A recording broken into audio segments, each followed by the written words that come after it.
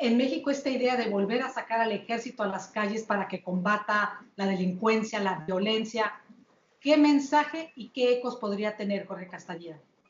Bueno, Patricia, en primer lugar, no es volverlo a sacarlo. Nunca quitaron al ejército de las calles. López Obrador siguió con la misma política de Calderón y de Peña Nieto, creó esta Guardia Nacional que son militares con un uniforme diferente y con un nombre diferente, pero en el fondo es exactamente lo mismo, y el ejército siguió en las calles con la Marina. Lo vimos, por ejemplo, en Culiacán, cuando la disque captura de Ovidio, el hijo del Chapo Guzmán, y su siguiente liberación, porque la Guardia Nacional no está lista. Se tarda mucho tiempo en formar un nuevo cuerpo, aún haciéndolo con soldados y ex policías. Entonces, no es que de repente va a haber más militares, ya estaban. Lo peor del caso es que López Obrador, con esta decisión de ayer, Patricia, en eso tienes toda la razón, reconoce el fracaso de la Guardia Nacional, reconoce que no le alcanza con la pura Guardia Nacional para combatir al crimen organizado y al narco por un lado, y para impedir, esto es muy importante, la entrada y la salida de migrantes centroamericanos hacia Estados Unidos.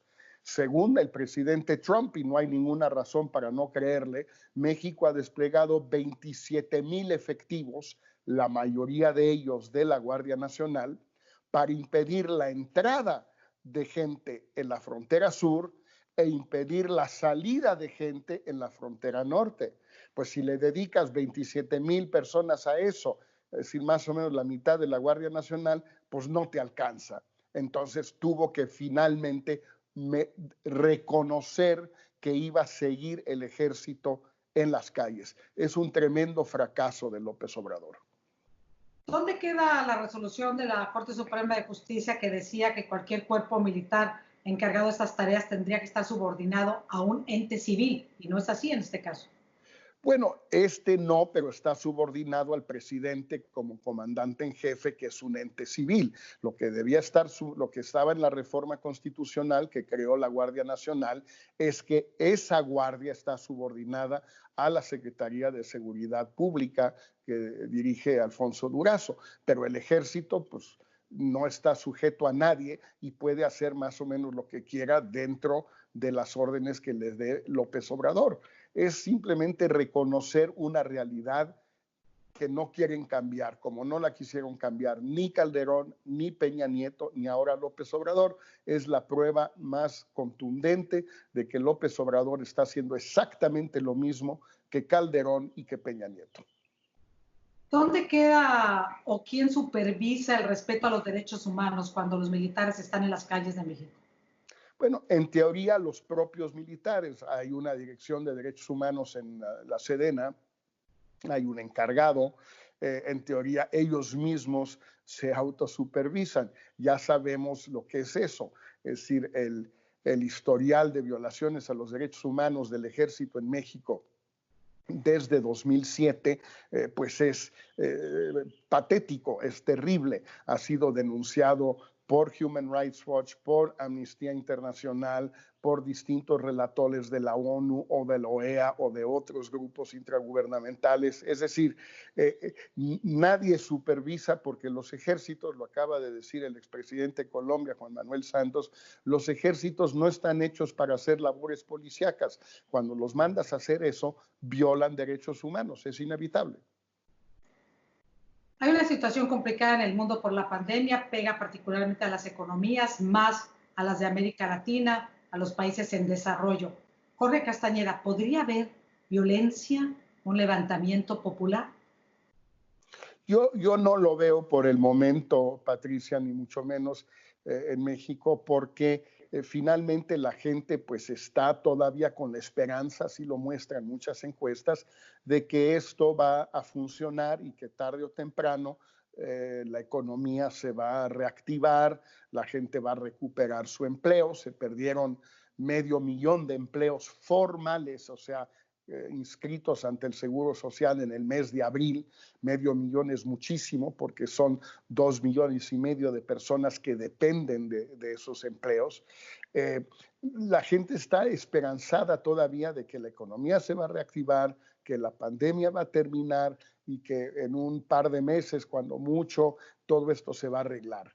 Cuando empiece la gente a darse cuenta, uno, que no va a recuperar el empleo pronto, y dos, que las empresas que sí seguían pagando todo el salario o parte del salario en abril, ya no lo están haciendo en mayo, y ninguna lo va a hacer en junio, pues ahí sí va a empezar a haber un poquito de desesperación probablemente entre la gente que haya perdido su empleo o su ingreso, pero tanto así como un levantamiento yo no lo creo.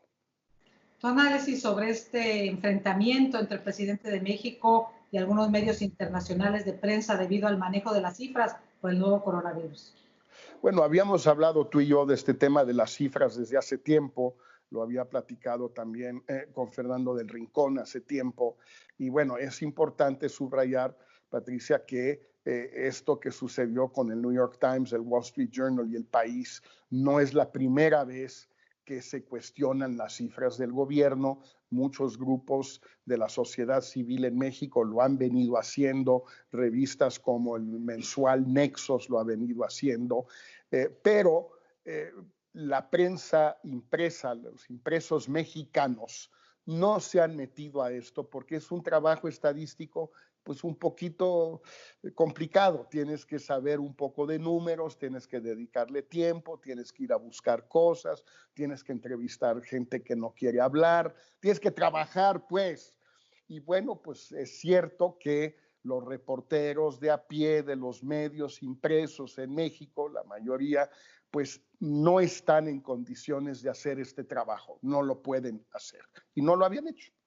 Y de repente 3 diarios internacionales de gran prestigio dicen más o menos lo mismo desde ángulos diferentes el mismo día, que ni los números de contagios ni de defunciones son oficiales, son confiables, y dan una serie de argumentos, de entrevistas, de encuestas, de investigaciones que en efecto ponen en duda la confiabilidad de estas cifras. Bueno, pues se enojó López Obrador, como era lógico pensar que se iba a enojar, y se enojó López-Gatell, que pues, bueno, también era lógico que se enojara, e inventaron una conjura, inventaron que el New York Times es un periódico famoso, pero no ético, tendencioso. Claro, no era tendencioso cuando criticaba a Peña Nieto, y no era tendencioso cuando en 2006 apoyó en buena medida sus reclamos de fraude en la elección del 2006. Ahí no era tendencioso el New York Times, se volvió tendencioso estos años. Pues sí, eso es López Obrador y muchos presidentes, hay que decir la verdad. No es muy distinto de lo que dice Trump, por ejemplo. Es decir, todos los días Trump ayer mismo cuestionó a una periodista de CBS y luego de CNN, justamente colega, Caitlin Collins, en fin. De hecho, se fue a la conferencia de prensa. Se fue, se les dio la espalda y se fue. Exacto. Se fue. Bueno, pues López Obrador y Trump se parecen muchísimo. Hay cada vez más columnas. Hay una muy buena en el Los Angeles Times hace un par de días de Andrés Martínez que dice exactamente lo mismo. Se parecen mucho. Pues sí, se parecen. Y lógicamente López Obrador se enojó con el New York Times y con todos, y su gobierno se enojó y las redes sociales enloquecieron. Se alzaron en armas los partidarios, los bots, los trolls del López Obrador, pues para pegarle a los corresponsales que hicieron esos 3 reportajes.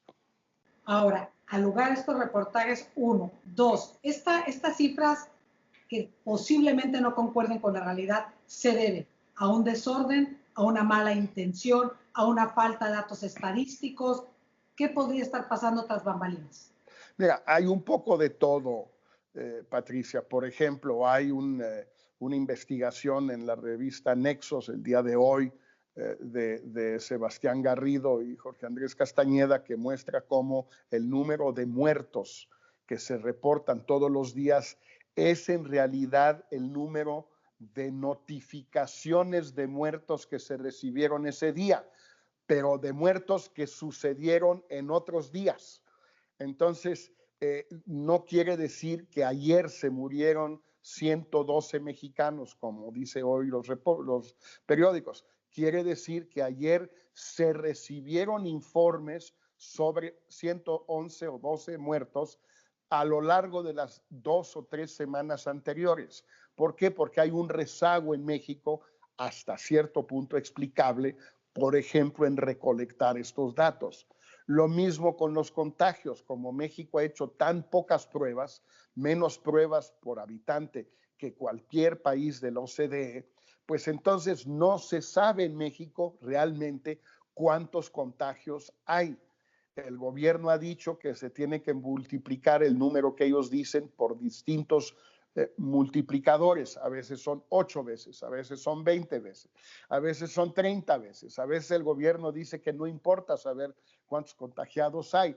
Pues así es muy difícil. Hay un problema evidente de mala fe, por un lado, 2, de incompetencia del gobierno y 3, de deficiencias en el aparato mexicano para recolectar datos, y este último elemento no es culpa de López Obrador, viene de atrás. Para concluir, se me ocurre preguntarte, Jorge Castañeda, esta situación de que el gobierno de México pida ahora explicaciones al gobierno de Estados Unidos sobre la fallida operación Rápido y Furioso, ¿en qué contexto se circunscribe? Es una distracción un poco frívola, Patricia. Esto sucedió hace casi 10 años. El Congreso de Estados Unidos realizó una amplia investigación al respecto.